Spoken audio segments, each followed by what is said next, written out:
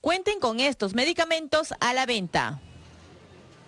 Bueno, y estamos justamente para hablar sobre este tema con Alexandro Saco Valdivia, el exdirector ejecutivo de la Dirección de Promoción de la Salud del Ministerio de Salud, a quien le agradezco por acompañarnos esta tarde. Y en principio, tratar de entender el criterio con el cual se ha establecido esta lista de, entiendo, 31 medicamentos genéricos que, ojo, tanto establecimientos públicos como establecimientos privados van a tener que mantener un stock mínimo. Y lo que ustedes han dicho es claro, son los medicamentos que más consume la población. Así es. Este decreto de urgencia, al igual que el decreto de urgencia de la universalización del SIS, es una decisión política del gobierno del presidente Martín Vizcarra y enfatizada por la actual ministra Elizabeth Inostroza. ¿En qué consiste básicamente esta primera norma? Efectivamente hay 31 medicamentos, suman como 41, 42 presentaciones, pero son 31 medicamentos que se han elaborado sobre la base de las necesidades más frecuentes que tiene la población peruana en su perfil epidemiológico, en su perfil de enfermedad.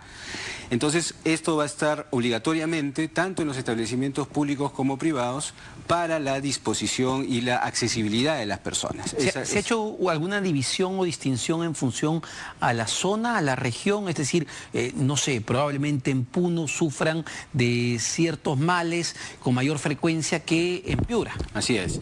Esto engloba el promedio nacional. Okay. Pero claro, hay particularidades, pero sí han estado incorporadas en el análisis. Tenemos la lista son 12 componentes de la lista, ¿no?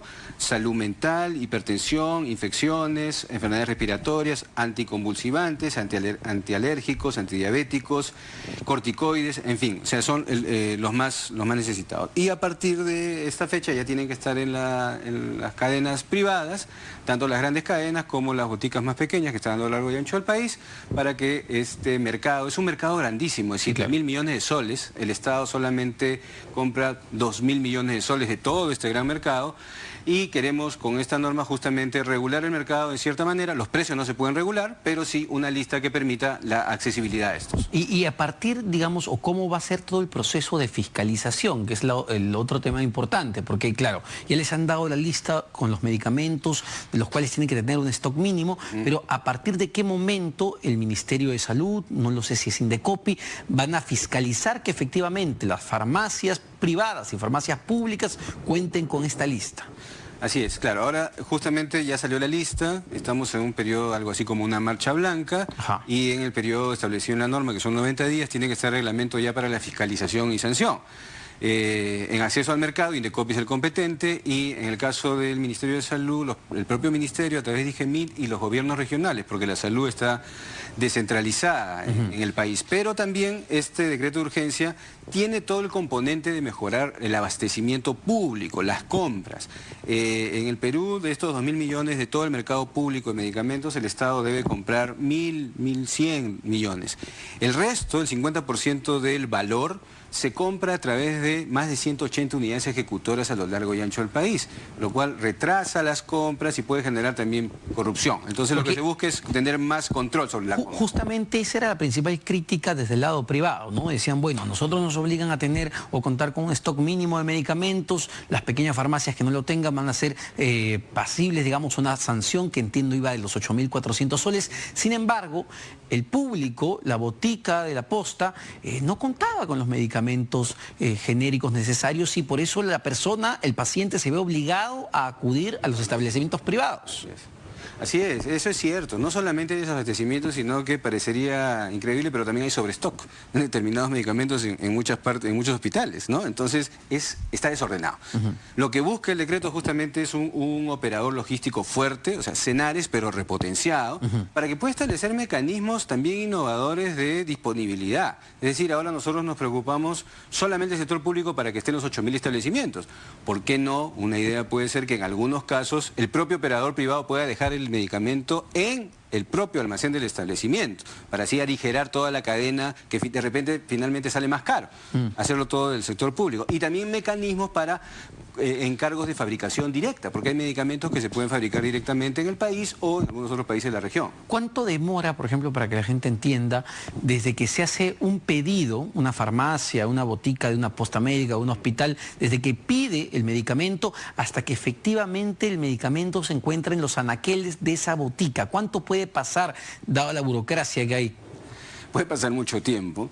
Entonces, el flujo es el que justamente se está analizando, porque es un flujo muy grande. Desde la botica, desde la persona que está ahí, generalmente un químico farmacéutico o un técnico, hasta que llega la misma compra, puede tardar hasta meses, ¿no? Y nosotros lo que tenemos que pensar es en el ciudadano. Entonces tenemos que ver que esos flujos vayan achicándose, obviamente respetando las normas de contratación del Estado, pero sí hay un esfuerzo que hacer ahí y darle más fuerza al Senares para que por volumen pueda comprarse. La compra corporativa, como te decía, llega no a más de la mitad. Entonces tenemos que ir incrementándola mucho más. Hay algunos medicamentos que no entrarán en la compra corporativa, como los innovadores, etcétera, pero sí tenemos que hacer un esfuerzo mucho mayor para comprar conjuntamente. Digamos, a partir de este decreto de urgencia, ¿cuánto puede acortarse los procesos de compra en el sector público? Bueno, la aspiración es que se reduzcan drásticamente, ¿no? Si un proceso de compra te puede tomar 6, 7 meses para hacerlo efectivo, la idea es que esto se reduzca a lo mínimo indispensable, que puede ser un mes, en fin, ¿no? Para tener claridad acerca de también la predictibilidad en los propios establecimientos. Saber que el director del hospital pide y le va a regresar el medicamento en determinado tiempo y no generar las incomodidades de la población y los profesionales de la salud también. Y acá hay un dato interesante, ¿no? De la receta médica que se dan en los establecimientos públicos. ¿Qué porcentaje realmente termina comprándose en el privado? Es un porcentaje importante. Hay encuestas, las cuentas nacionales de salud, por ejemplo, demuestran que puede ser la mitad quizá de los medicamentos, en algunos casos, en otros menos. Mira, hay un dato interesantísimo. Los asegurados AESalud de su bolsillo gastan más o menos 4.000 millones de soles al año. ¿Te das cuenta? De su bolsillo, aparte de la salud. Entonces lo que estamos viendo es que hay una serie de deficiencias del sector público que hacen que esto se traslade al sector privado, que tiene todo el derecho de ofertar y competir. Pero si nosotros mejoramos los procesos y evitamos ese gasto de bolsillo teniendo seguro, y ahora los van a tener todos con el SIS, entonces tendremos más recursos también para el sistema público. Ahora, yo el viernes pude conversar en la CADE con el señor Fernando Dazo, CEO de InRetail Pharma, que agrupa Inca Pharma, Mifarma, todas estas farmacias grandes, y lo que él me decía era que ellos no tenían ningún problema con tener estos stocks de mínimos de medicamentos, que es más, ellos no tienen 30, ellos tienen 300 medicamentos genéricos. A mí me causó sorpresa porque aquí no le ha pasado que uno va a estas cadenas farmacéuticas y nunca encuentra ese genérico. Bueno, tú lo has dicho, ¿no? O sea, claro, la industria o las farmacias, las cadenas pueden decir algo, pero el ciudadano constata otras cosas.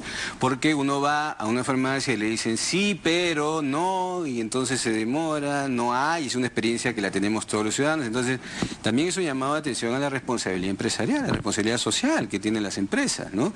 Si vamos a tener esta lista, que sea asequible, que no solamente esté en una computadora, sino que el ciudadano la pida y se la den, porque hay maneras de inducir a otro tipo de consumo. Ahora, hay un tema que sería interesante aclarar que tiene que ver con los medicamentos genéricos de marca. Claro. Que no sé si nos puede ayudar a hacer la distinción, porque por aquí podría venir la jugada. Podría venir por varios lados, podría venir, ¿no? Claro. El de marca es por ejemplo, el naproxeno, por decirlo, ¿no? Entonces ya no se llama naproxeno, sino se llama naproxtal. Entonces ya es el mismo genérico, solo que de marca, entonces eso podría elevarle el precio. Lo que tenemos que buscar es la denominación común internacional, ¿no? Ese es el que tiene que estar plano, llano para todos, que puede ser fabricado por un laboratorio, de acuerdo, pero tiene que estar con la denominación común internacional y ahí vamos a ver el juego de los precios, porque generalmente estos medicamentos son bastante asequibles y cómodos, si es que no están rodeados de una marca. Sin embargo, entiendo que no pueden hacer nada en cuanto al precio. Es decir, si yo soy una cadena farmacéutica... Eso no lo podemos regular. Claro. Eso está claro. Y deciden vender el naproxal a 50 soles es el mercado, ¿no? Ya esa es otra discusión, digamos, pero lo que sí aspiramos es a que analicemos bien los costos, ¿no es cierto? Porque hay medicamentos importados que llegan a las aduanas con un valor de 10 céntimos y terminan siendo vendidos a 1.000, 2.000, 3.000% más. Entonces también tenemos que sincerarnos todos en este mercado de 5.000 millones de soles, en los cuales en realidad estas empresas están, digamos, fortalecidas, ¿no? Entonces... Y no solo eso, o sea, a mí me ha pasado y he visto, y le invito a cualquier televidente a verlo, uno entra al observatorio del Ministerio de Salud en cuanto al precio de medicamentos, un mismo medicamento puede cambiar de precio de manera exorbitante en función del distrito donde se compre. Así es, y aparte, como todos sabemos, las grandes cadenas prácticamente son un monopolio, ¿no? Entonces, es un llamado a que nos organicemos para sincerar estas demandas en beneficio de la población. Claro. Finalmente no se trata del Estado, en fin, sino la gente que busca su medicamento. Y de hecho, que el sector público haga todo el esfuerzo para tenerlo en el momento. Ahora, hay otra práctica que también a muchos les debe haber pasado, que cuando uno va a una farmacia, a una de estas cadenas, uno pide el medicamento genérico y te dicen, ok, sí lo tengo, pero ¿sabes qué? Tienes que llevarte la plancha de 10. Claro, también. Entonces, ¿se busca regular eso? ¿Hay forma de regular eso? Bueno, sobre la forma de la expedición, no trata el decreto, de repente es materia de análisis también. Pero el hecho es que se tenga por lo menos el acceso, que no nos induzcan a comprarlo, porque el medicamento genérico, el Estado, Salud y Minsa, tienen el medicamento genérico hace años y cumplen con todos los requisitos de calidad, porque DIGEMIT los vigila, ¿no? Entonces, que estén en disposición de la gente, tanto en las cadenas como en las pequeñas y en el Estado también. Eso es un componente conjunto y el énfasis yo creo que va, si bien este tema llama bastante la atención porque es mercado, pero a mejorar el abastecimiento del sistema público. No podemos estar con una situación de este tipo que se repite día a día y la gente se incomoda con lógica razón. Claro, ahora otro tema clave que ha salido en los últimos días tiene que ver con el decreto de urgencia que busca ampliar la cobertura del SIS, efectivamente, del Seguro Integral de Salud. Pero antes de pasar a ese tema, quería preguntarle si han hecho el análisis respectivo tras la fusión de las cadenas farmacéuticas. ¿Han detectado un incremento en los precios de los medicamentos en el sector privado debido a esta concentración en el mercado? Que debe tener ya 2 años más o menos la concentración. No hay un análisis estadístico oficial de cómo han variado los precios, yo creo que es materia de análisis, efectivamente. Se sabe que hay algunos de los productos que son los productos estrella, por ejemplo el producto estrella de la venta de las cadenas es la fórmula de leche, ¿no es cierto? Entonces hay que ir analizando una serie de situaciones porque estamos luchando contra la anemia, estamos promoviendo lactancia materna, entonces hay que generar explicaciones y todos los vínculos que se generan entre industria, formación, intereses que hay, etcétera, ¿no? Pero de lo que se trata, vuelvo al inicio, es fortalecer lo público. Lo privado se va a desarrollar, pero hay que mejorar lo público. ¿Pero esta lista va a aumentar o va a quedar en 31 medicamentos? Esta lista en este periodo está en los 31 medicamentos, ¿no? Habrá que analizar cómo funciona esto en el transcurso del año, pero esta es la vigencia. Ahora sí vayamos al SIS porque me parece algo importante entender en principio si el Estado tiene primero el financiamiento y la capacidad técnica para ampliar la cobertura del SIS a la cantidad de personas que ustedes quieren llegar. Mira, es muy interesante eso. Nosotros tenemos un presupuesto del Ministerio de Salud más o menos de 18.000 millones de soles al año, la función salud. Y salud tiene alrededor de 10.000 millones de soles al año. De estos 18.000 millones que tiene el MINSA, más o menos son 2.000 millones los que se dedican al SIS. O sea, 2.000 millones de soles. 2.000 millones de soles. ¿Para cubrir a cuánta gente? A 17 millones de personas. Son más o menos 100 soles por persona, un poquito más. Pero esa es la cobertura de lo que se llama técnicamente el gasto variable, o sea, el medicamento, el procedimiento, porque todo lo demás ya está cubierto porque son los suelos, las inversiones, etc. Entonces ahora tenemos ese monto. Pero también es cierto que la gente que necesita atenderse en el sistema público, al final va a buscarlo porque no va a tener otra opción. Los hospitales cobran tarifas no como las de una clínica. Entonces, de alguna manera el sistema ya está absorbiendo la necesidad de salud. Lo que estamos buscando con este decreto de urgencia es sincerar ese proceso de protección social que se inició en 1936 con el seguro obrero, en 1948 el seguro del empleado, fusionados en el IPS en los 70, y luego vino el seguro materno, el seguro escolar, fines de los 90, seguro materno infantil, y el SIS a inicios de los 2000, que era un seguro para pobres. Exacto. Pero estadísticamente no cabe la ecuación, pues porque somos pobres 25% de personas y el SIS tiene más de la mitad de la población. Entonces lo que ha pasado es que el SIS ha ido creciendo, incorporando a mayor cantidad de población. Pero la calidad, digamos, también se ha ido deteriorando en esa ecuación. De hecho, el problema de la calidad, el trato y las condiciones de acceso en nuestro país no es un secreto, es muy complicado. Pero el decreto justamente aprobado también incorpora una serie de aspectos que el Ministerio de Salud está obligado a presentar el plan de acción en los primeros 120 días.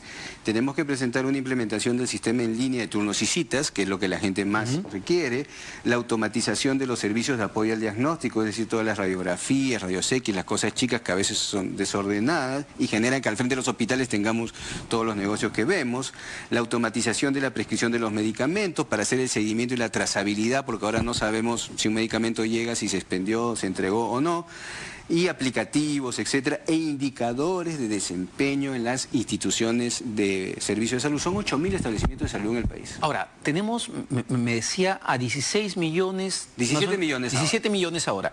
Con este decreto se busca 21, ampliar a 21 millones. A 21, 4 millones más. 4 millones más. Y digamos, de esos 21 millones, 4 millones más, ¿cuánta gente realmente puede pagar algo ese es el tema, para el SIS? Porque, estamos hablando de 21 millones de peruanos. Así es. Muchos de ellos tienen capacidad de pago. Ese es el tema. Mira, ahí tengo el cuadrito.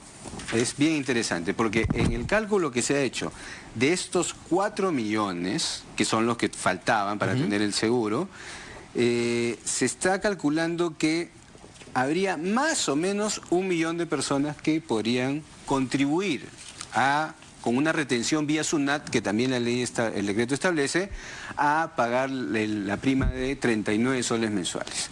Si son 39 soles mensuales, por 12 meses son casi 500 soles, multiplique eso por 1 millón, tienes 500 millones de soles. ¿Solo con esos 4 millones adicionales? Solo de esos 4 millones, 1 millón. 1 millón. Okay. Si hacemos ese análisis y lo extendemos a todos los otros 17 millones, el ejercicio del aporte de la población que puede dar un monto de 40 soles mensuales se puede ampliar, pero no a través del seguro como ha habido voluntario, seguro semicontributivo, porque es muy difícil que una persona vaya todos los meses a pagar. O sea, actualmente sí, voluntariamente pueden pagar. ¿Cuántos pagan de los que están inscritos? 250.000, 300.000. De 16 nada. Nada. O sea, esa no es la manera, porque en ninguna parte del mundo el seguro público voluntario funciona. Salud también tiene su seguro voluntario, pero es mínimo. Tiene que ser obligatorio, sea contributivo a través de la planilla laboral o sea a través de los recibos por honorarios profesionales, que son la única información con la que disponemos cierta. Ese es un punto interesante, claro. Entonces, ¿cómo hacer para que esta gente pague y, sobre todo, para que yo SIS o yo Ministerio de Salud sepa que efectivamente esa persona tiene capacidad de pago? Porque la idea es que paguen los que pueden, no los que no pueden. Más que pague, que contribuya, porque el pago es en el momento, ¿no es cierto? Si no contribuyes al fondo, entonces tú ya vas al establecimiento y ya no tienes que pagar, digamos, ya has contribuido a un fondo. Ese es el ejercicio fundamental, hay que hacerlo con la SUNAT, porque la SUNAT es la que tiene la información acerca de los ingresos de los profesionales, que en nuestro país bordean, es una cifra alta, y así incorporar recursos. Ahora, esto nos resuelve un problema largo que tú también debes haber escuchado en los medios de comunicación. Accidente, no tiene SIS. Llegó el señor, no tiene SIS. Se le venció el SIS. ¿Qué vaya a hacer la clasificación socioeconómica en el MIS? Se acabó. Se acabó y el SIS ya está desde hoy afiliando solamente con el DNI. No hay ninguna otra condición. Se afilia con el DNI, se incorporan al plan esencial de aseguramiento y en 3 meses vamos a tener la fórmula para ver quiénes tienen todo sin aportar y quiénes podrían aportar. Para terminar, ¿cómo interconectamos mejor el sistema de salud en el país, ¿no? Incluyendo a salud, incluyendo, ¿por qué no?, a las clínicas privadas. Lo que hay que hacer ahora es otro trabajo que está viniéndose dando, las redes integradas. Tenemos que partir del territorio. El territorio tiene población. Esa población, la población de San Juan de Lurigancho, por decir, tiene un perfil epidemiológico. El servicio tiene que estar orientado a ese perfil. Ahí hay más madres en edad fértil, más mujeres en edad fértil. Entonces, vamos por ese énfasis. En otras partes habrá más adultos mayores. Entonces, organizamos esa red pública, MINSA, de salud, y en el caso de los privados habrá que trabajarlo también, ¿por qué no?, para brindar esas atenciones y fortalecer todo ese primer nivel, que es lo que buscamos siempre, y fortalecer estos establecimientos. Un establecimiento de primer nivel con 1 millón de soles puede quedar muy repotenciado y evitar que la gente vaya a los hospitales. Muchas gracias, señor Alexandro Sacco. Él es director ejecutivo de la Dirección de Promoción de Salud del Ministerio de Salud, dándonos luces sobre todo el tema de medicamentos genéricos, pero también sobre este decreto que busca ampliar el seguro integral de salud. Nos vamos a una pausa, no se vayan, venimos con más en Economía para Todos.